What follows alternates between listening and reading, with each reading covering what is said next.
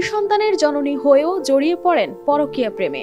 নিজের সুন্দর সংসার ছেড়ে বিয়ের প্রতিশ্রুতিতে আশ্বস্ত হন। প্রেমিকার অভিযোগ, প্রেমিকের প্রলোভনে জড়ান শারীরিক সম্পর্কে, বাধ্য হন স্বামীর সংসার থেকে আলাদা হতে। প্রেমিক গোপনে ধারণ করা ভিডিও ছেড়ে দেওয়ার হুমকি দিয়ে দাবি করেন নগদ টাকা।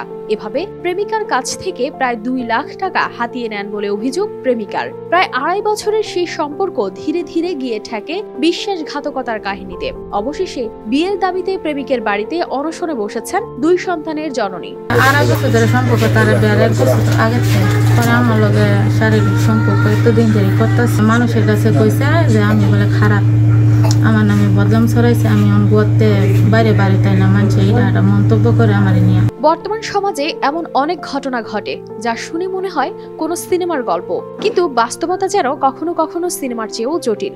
ভালুকা উপজেলার হবিরবাড়ি ইউনিয়নের আমতলী গ্রামে ঘটেছে এমনই এক ঘটনা যা এলাকায় বেশ চাঞ্চল্য সৃষ্টি করেছে। প্রেমিকা লিজার অভিযোগ, প্রেমিক মিজান তাকে বারবার প্রতিশ্রুতি দিয়েছেন বিয়ের, ঘুরতে নিয়ে গেছেন বিভিন্ন স্থানে, এমনকি নিজের বাসায়ও, কিন্তু সেই প্রতিশ্রুতি কখনো বাস্তবে রূপ নেয়নি।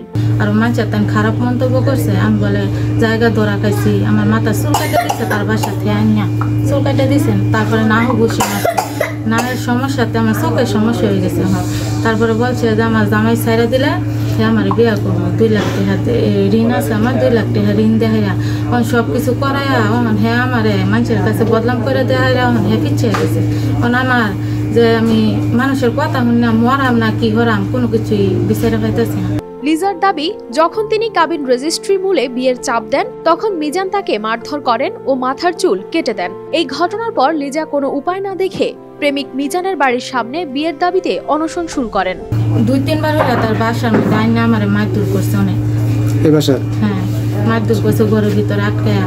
আমি যে কাবিনের কথা বলতে যাই তখনই মারধর করে, রেজিস্ট্রেশন করতে গেলে আমার মারধর করে। অন্যদিকে অভিযুক্ত মিজান শনিবার সকাল থেকেই গা ঢাকা দিয়েছেন। তার মুঠোফোন বন্ধ থাকায় তার কোনো বক্তব্য পাওয়া যায়নি। মিজানের মা জানিয়েছেন, লিজা মাঝে মধ্যেই তাদের বাসায় আসতেন। এছাড়া ছেলের বিরুদ্ধে থানায় মামলা হওয়ার কথাও জানান তিনি। তবে এই পরিস্থিতির বিষয়ে ভালুকা মডেল থানার ইন্সপেক্টর হুমায়ুন কবির জানান, ঘটনাটি সম্পর্কে তিনি এখনো অবগত নন, তবে খোঁজ নিয়ে দ্রুত ব্যবস্থা নেওয়া হবে বলেও জানান তিনি। News desk, RTV।